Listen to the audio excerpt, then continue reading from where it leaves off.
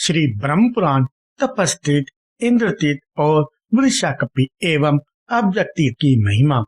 ब्रह्मा जी कहते हैं तपस्थित बहुत बड़ा तेज है, वह तपस्या की वृद्धि करने वाला, समस्त अभिलक्षित वस्तुओं का दाता, पवित्र तथा पितरों की प्रसन्नता को बढ़ाने वाला है। उस तीत में जो पाप नाशक घटना घटी है उसे बतलाता हूँ, सुनो। ऋषियों में अग्नि और जल की श्रेष्ठता को लेकर परस्पर संवाद हुआ।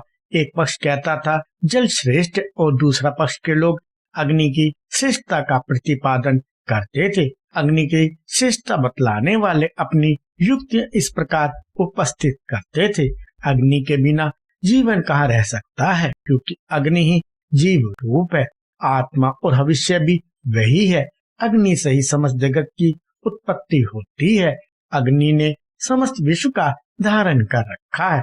अग्नि ही ज्योति में जगत है, अतः अग्नि से बढ़कर दूसरा कोई भी अत्यंत पावन देवता नहीं है। अग्नि कोई अंत ज्योति तथा परम ज्योति कहते हैं। अग्नि के बिना कोई भी वस्तु नहीं है।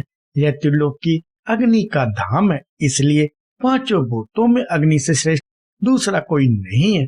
नारी की योनि में पुरुष जो वीर्य स्थापित करता है और उसमें जो देह आदि के निर्माण की शक्ति होती है वह सब अग्नि की ही है। अग्नि देवताओं का मुख है, अतः उससे बड़ा कुछ भी नहीं है। दूसरे वेदवादी पुरुष जल को श्रेष्ठ मानते थे। उनका कहना था जल से ही अन्न की उत्पत्ति होती है, जल से ही मनुष्य शुद्ध होता है। जल ने ही सबको धारण कर रखा है, अतः जल को माता माना गया है। पुराण वेत्ताओं का कथन है कि जल ही तीनों लोकों का जीवन है। जल से ही अमृत उत्पन्न हुआ है और जल से ही औषधियां होती हैं। इस प्रकार एक पक्ष अग्नि को श्रेष्ठ कहता था और दूसरा पक्ष जल को। यूं ही मीमांसा करते हुए एक दूसरे के विरुद्ध तर्क उपस्थित करने वाले वेदवादी ऋषि मेरे पास आकर बोले, भगवान आप तीनों लोकों के प्रभु हैं, बताइए अग्नि श्रेष्ठ है या जल? मैंने कहा दोनों ही जगत में परम पूजनीय है। दोनों से जगत उत्पन्न होता है, दोनों से हव्य कव्य और अमृत का प्रकाट्य होता है, दोनों से ही जीवन है, दोनों ही शरीर को धारण करने वाले हैं। इनमें परस्पर कोई विशेषता नहीं है, दोनों समान रूप से श्रेष्ठ माने गए हैं।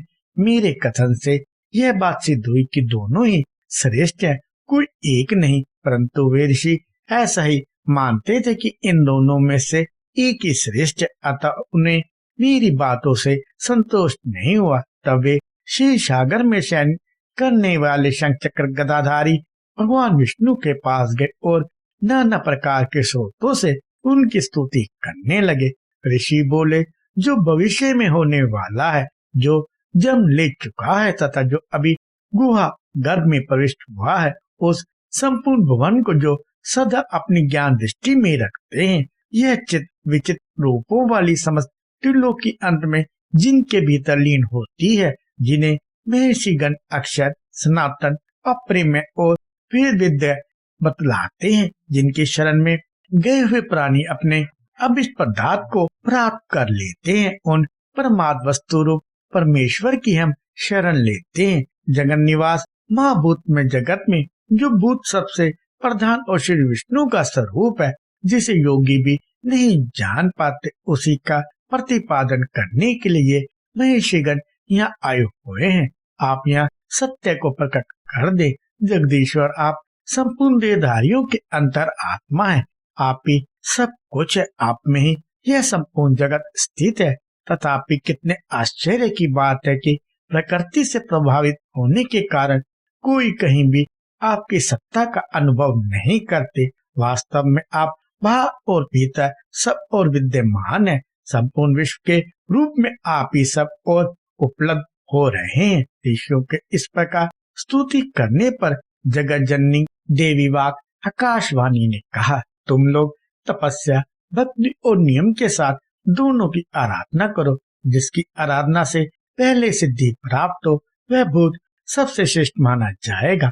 बहुत अच्छा कहकर संपूर्ण लोकमान्य महर्षि वहां से चल दिए। वे थक गए थे, उनका अंतकरण खिन्न हो रहा था। उन्होंने उत्तम वैराग्य का आश्रय लिया और तपस्या करने का दृढ़ संकल्प लेकर वे सब लोग त्रिभुवन को पवित्र करने वाली जगत जननी गौतमी के तट पर आए और जल देवता तथा अग्नि देवता की पृथक पृथक पूजा करने को उद्धत हुए। जो अग्नि के पूजक थे वे जल के पूजन में प्रवृत्त हुए। उस समय वहाँ वेद माता देवी वाणी सरस्वती ने फिर कहा, जल से ही शुद्धि होती है। जो अग्नि के पूजक है वे विचार तो करे, बिना जल का पूजन कैसा। जल होने पर ही मनुष्य सब कर्मों का अनुष्ठान का अधिकारी होता है। वेदवेत्ता पुरुष जब तक शीतल जल में श्रद्धा पूर्वक स्नान नहीं कर लेता तब तक अपवित्र, मलिन एवं शुभ कर्म का अनधिकारी रहता है। इसलिए जल सबसे श्रेष्ठ है, उसे माता की पदवी दी गई है, अतः जल ही श्रेष्ठ है। वेदवादी ऋषियों ने यह आकाशवाणी सुनी, इससे उन्हें निश्चय हो गया कि जल ही श्रेष्ठ है। जिस तीर्थ में यह ऋषि सत संपन्न हुआ उसे तपस्तीर्थ और सत्तीर्थ भी कहते हैं। अग्नि तीर्थ और सारस्वत तीर्थ भी उसी के नाम है। वहाँ 1400 पुण्यदायक तीर्थों का निवास है। उनमें किया हुआ स्नान और दान स्वर्ग एवं मोक्ष की प्राप्ति कराने वाला है। जहाँ आकाशवाणी ने ऋषियों का संदेह निवारण किया था वहाँ सरस्वती नाम की नदी प्रकट हुई जो गंगा में मिली है। सरस्वती और गंगा के संगम का महात्म बतलाने में कौन मनुष्य समर्थ हो सकता है। गौतमी तट पर इंद्र तीर्थ के नाम से जो प्रसिद्ध तीर्थ है वही वृषाकपि तीर्थ भी है। उसे ही फेना संगम, हनुमत तीर्थ और अब्जक तीर्थ भी कहते हैं। वहाँ भगवान त्रिविक्रम का निवास है। उस तीर्थ में स्नान और दान करने से संसार में लौटना नहीं पड़ता। अब वहाँ का वृत्तांत बताते हैं। गंगा के दक्षिण और उत्तर तट पर इंद्रेश्वर तीर्थ है। पूर्व काल में नंबुची नामक दैत्य देवराज इंद्र का प्रबल शत्रु था। वह मत से उन्मत्त रहता था। एक बार इंद्र के साथ उसका युद्ध हुआ। इंद्र ने फेन से उसका मस्तक काट डाला। वह वज्र रूपधारी फेन शत्रु का मस्तक काटने के पश्चात गंगा के दक्षिण तट पर गिरा और पृथ्वी को छेद कर रसातल में समा गया। रसातल में जो गंगा जी का जल है वह संपूर्ण विश्व को पवित्र करने वाला है। व्रज ने पृथ्वी को छेद कर जो मार्ग बना दिया था उसी मार्ग से वह पताल गंगा का जल पृथ्वी के ऊपर निकल आया। उसी को फेना नदी कहते हैं। गंगा जी के साथ जो उसका पवित्र संगम हुआ वह संपूर्ण विश्व में विख्यात है। गंगा यमुना के संगम की भांति वह भी समस्त पापों का नाश करने वाला है। वहाँ स्नान करने मात्र से हनुमान जी की उपमाता जिनका मुख बिलाक सा हो गया था उस संकट से मुक्त हुई थी। उस तीर्थ को मार्जर तीर्थ और हनुमत तीर्थ भी कहते हैं। उसका उपाख्यान पहले कहा जा चुका है। अब वृषाकपि और अब्जक तीर्थ की कथा सुनो। हिरण्य नाम से विख्यात एक दैत्य का पूर्वज था। वह तपस्या करके संपूर्ण देवताओं से अजय हो गया था। हिरण्य बड़ा भयंकर दैत्य था। उसका बलवान पुत्र महाशनि के नाम से विख्यात था। वह भी देवताओं के लिए सदा दुर्जय था। उसकी स्त्री का नाम पराजिता था। एक बार महापराक्रमी महाशनि ने युद्ध के मुहाने पर ऐरावत सहित इंद्र को परास्त किया और उन्हें ले जाकर अपने पिता को सौंप दिया। इंद्र पर विजय पाने के बाद महाशनि ने वरुण को जीतने के लिए उन पर आक्रमण किया, किंतु वरुण बड़े बुद्धिमान थे। उन्होंने महाशनि को अपनी कन्या ब्याह दी। इधर तीनों लोग बिना इंद्र के हो गए। तब सब देवताओं ने मिलकर सलाह की कि भगवान विष्णु ही पुनः इंद्र को दे सकते हैं, क्योंकि वे ही दैत्यों के हंता हैं, मंदृष्टा भी वे ही हैं, अतः वे दूसरे को भी इंद्र बना देंगे। ऐसा निश्चय करके सब देवता भगवान विष्णु के पास गए और उन्हें सब हाल कह सुनाया। भगवान विष्णु ने कहा, महादैत्य महाशनि मेरे लिए अवध्य है। यूं कहकर वे महाशनि के ससुर वरुण के पास गए और उन्हें इंद्र के प्राभव का समाचार बतलाते हुए बोले, तुम्हें ऐसा यत्न करना चाहिए जिससे इंद्र पुनः अपने पद पर लौट आए। भगवान विष्णु के आदेश से वरुण शीघ्र ही वहां गए। दैत्य ने विनय पूर्वक अपने ससुर से वहां पधारने का कारण पूछा। वरुण ने कहा, महाभाव, कुछ दिन पहले तुमने इंद्र को परास्त करके रसातल में बंदी बना लिया है। वे देवताओं के राजा हैं, उन्हें लुटा दो। यदि शत्रु को बांधकर फिर छोड़ दिया जाए तो वह सत्पुरुषों के लिए महान कारण होता है। बहुत अच्छा कहकर दैत्यराज महाशनि ने ऐरावत से इंद्र को लौटा दिया और उनसे यह बात कह, इंद्र आज से तुम शिष्य हुए और मेरे ससुर वरुण जी तुम्हारे गुरु हुए, क्योंकि इन्होंने तुम्हें मुक्ति दिलाई है।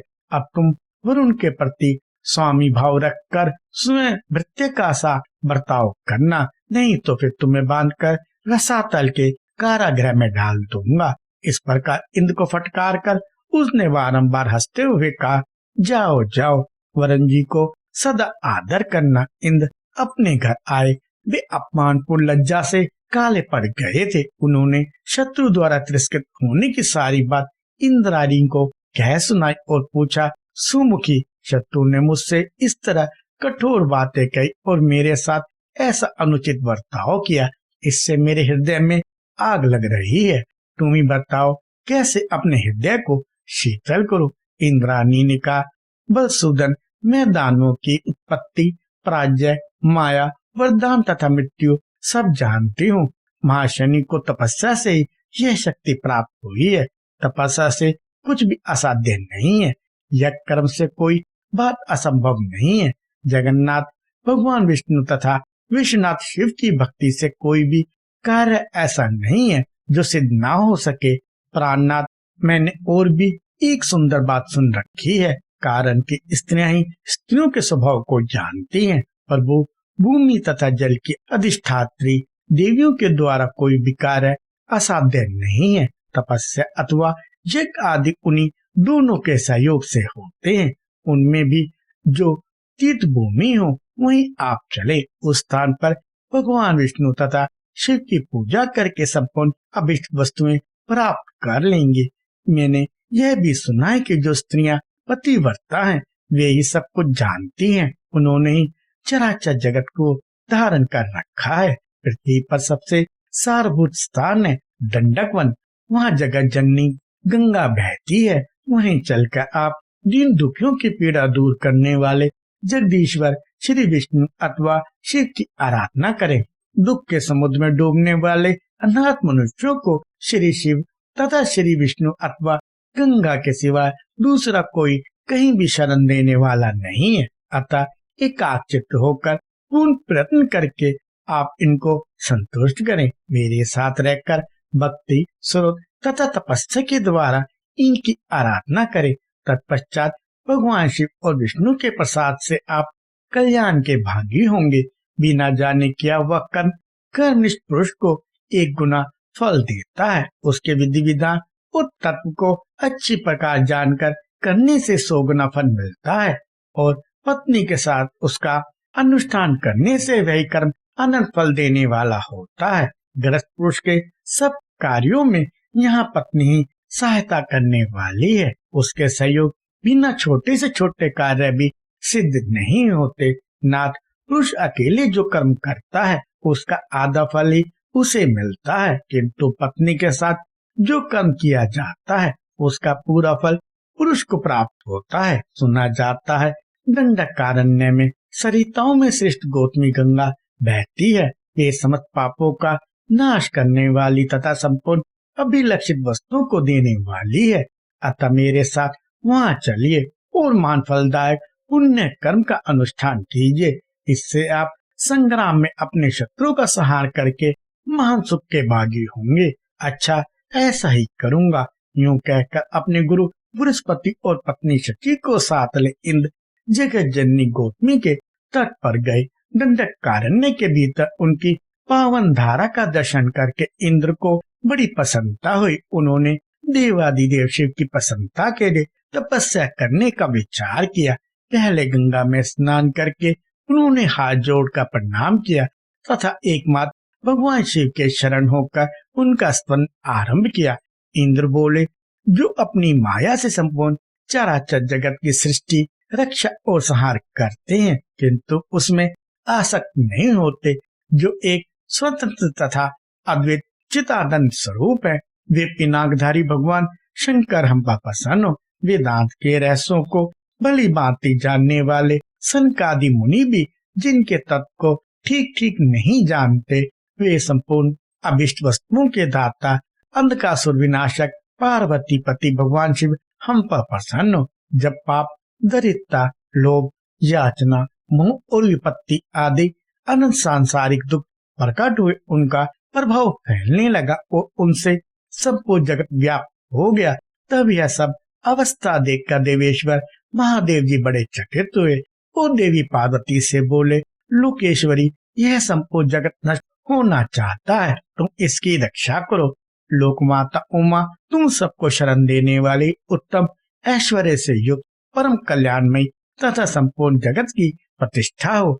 वरदायिनी, तुम्हारी जय हो। तुम भोग, समाधि, परम मुक्ति, स्वा, स्वदा, स्वस्ति, अनादि, सिद्धि, भवानी, बुद्धि तथा अजर अमर हो। मेरी आज्ञा के अनुसार तीनों लोकों में विद्या आदि रूप से तुम रक्षा करती हो। तुमने ही प्रकृति रूप से इस विचित्र लोकी की सृष्टि की है। शंकर जी के यूं कहने पर उनकी प्राण वल्लभा भगवती उमा उनका आलिंगन करके प्रेमालाप करने लगी और थककर भगवान के आधे शरीर में लग गई और अपने हाथ की उंगलियों से पसीने का जल पहुंचकर फेंका। और जल से पहले धर्म का प्रादुर्भाव हुआ, उसके बाद लक्ष्मी प्रकट हुई। फिर दान, उत्तम वृष्टि, सत, सरोवर, धान्य, पुष्प, फल, शस्त्र, शास्त्र, गृहोपयोगी अस्थिर, वन तथा चराचर जगत का आविर्भाव हुआ। देवी, यह सब पापरज सृष्टि थी।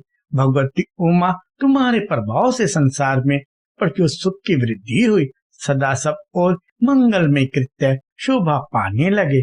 जगदम्ब, तुम संपूर्ण जगत की स्वामिनी हो और हम भय से डरे हुए हैं, अतः तुम हमारी रक्षा करो। कोई तर्क करते करते मोहित हो जाते हैं और कोई उसी में लीन रहते हैं, परंतु हम तो शिव और शक्ति के सुंदर अद्वैत रूप को सर्वदा नमस्कार करते हैं। इस प्रकार स्तुति करने वाले इंद्र के समक्ष भगवान शंकर प्रकट हुए और बोले, देवराज, तुम क्या चाहते हो? अपना अभिष्ट मनोरथ कहो। इंद्र ने कहा, भगवान, मेरा बलवान शत्रु महाशनि, जो देखने में सूरज के समान भयंकर है, मुझे बांधकर रसातल लेके आता। वहाँ उसने अनेक बार मेरा तिरस्कार किया और वचन रूपी बाणों से बींधता रहा। मेरा यह पत्न उसी का वध करने के लिए है। आप मुझे वह शक्ति प्रदान कीजिए जिससे शत्रु का नाश कर सकूं। जिसने मेरा अपमान किया है, उसका नाश करने पर ही मैं अपना नया जन्म मानूंगा। विजय और लक्ष्मी की अपेक्षा कीर्ति ही श्रेष्ठ है। यह सुनकर शिव ने इंद्र से कहा, अकेले मेरे द्वारा तुम्हारे शत्रु का वध नहीं हो सकता, अतः तुम अविनाशी भगवान जनार्दन की भी आराधना करो। शची भी ऐसा ही करे। भगवान नारायण तीनों लोकों के एकमात्र आश्रय हैं, उनकी अन्य चित से उपासना करो। भगवान शिव की आज्ञा से इंद्र गंगा जी के दक्षिण तट पर मुनीश्वर आप स्तंभ के पास गए और उनको साथ लेकर फेरना तथा गंगा के पवित्र संगम पर भांति भांति के वैदिक मंत्रों एवं तपस्या के द्वारा भगवान जनार्दन की स्तुति करने लगे। उनकी स्तुति से भगवान विष्णु को बड़ी प्रसन्नता हुई और वे प्रत्यक्ष प्रकट होकर बोले, इंद्र, तुम्हें क्या वरदान दूं? वे बोले, मुझे एक ऐसा वीर दीजिए जो मेरे शत्रु का वध कर सके। भगवान ने कहा, दे दिया। फिर तो शिव, गंगा तथा विष्णु के प्रसाद से जल के भीतर से एक पुरुष प्रकट हुआ। उसने भगवान शिव और विष्णु दोनों के स्वरूप धारण किए थे। उसके हाथ में चक्र भी था और त्रिशूल भी। उसने रसातल में जाकर इंद्र शत्रु महाशनि का वध किया। उसका नाम अब्जक और विशाखपी हुआ। वह इंद्र का सखा बन गया। इंद्र स्वर्ग में रहते हुए भी प्रतिदिन विशाखपी के पास आते थे। उन्हें अनंत आसक्त देख शची के हृदय में पुण्यकोप का उदय हुआ। तब इंद्र ने हंसकर उन्हें सांत्वना देते हुए कहा, प्रिय, मैं अपने शरीर की शपथ खाकर कहता हूँ, मित्र विशाखपी के सिवा और किसी के घर नहीं जाता, अतः तुम्हें मुझ पर संदेह नहीं करना चाहिए। तुम पतिव्रता और मेरी प्रियतमा हो। धर्म करने तथा उचित सलाह देने में मेरी सदा सहायता करती हो। साथ ही संतानवती और कुलीन भी हो। फिर तुम्हारे सिवा दूसरी कौन स्त्री मेरी प्रियतमा हो सकती है? तुम्हारी उपदेश से मैं वह नदी गौतमी गंगा के तट पर गया और वहाँ भगवान विष्णु शिव तथा मित्र विशाखपी के प्रसाद से दुख सागर के पार हुआ। और अब यहाँ राज जैसे च्युत न होने वाला इंद्र हूँ। यह सब तुम्हारे सहयोग का फल है। जहाँ स्वामी के चित्त का अनुसरण करने वाली पतिव्रता स्त्री हो, वहाँ कौन सा कार्य असाध्य है। वहाँ तो मोक्ष भी दुर्लभ नहीं है। फिर अर्थ काम आदि की तो बात ही क्या है। पत्नी भी परम मित्र है। वह लोक और परलोक दोनों में हितकारिणी होती है। पत्नी भी यदि कुलीन, प्रिय बोलने वाली, पतिव्रता, रूपवती, गुणवती तथा संपत्ति और विपत्ति में समान रूप से साथ देने वाली हो, तो उसके द्वारा इस त्रिलोकी में कुछ भी असाध्य नहीं है। प्रिय, तुम्हारी बुद्धि से ही मुझे यह मंगल में अवसर प्राप्त हुआ है।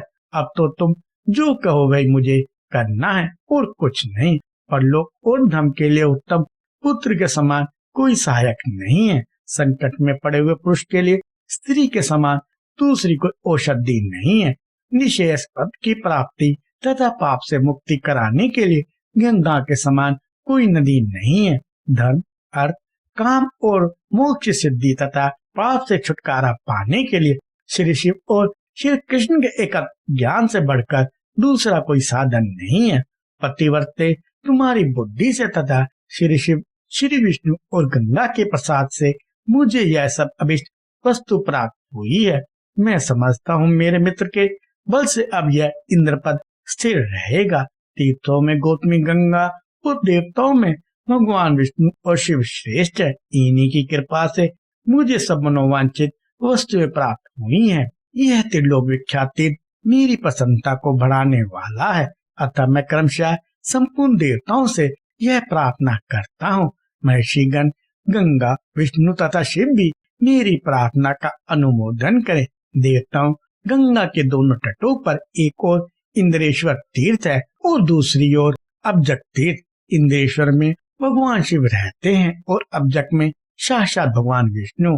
वे अपनी उपस्थिति से दंडक वन को पवित्र करते हैं। इनके बीच में जो जो तीर्थ हैं, वे सब पुण्यदायक है। उनमें स्नान करने मात्र से सबकी मुक्ति होती है।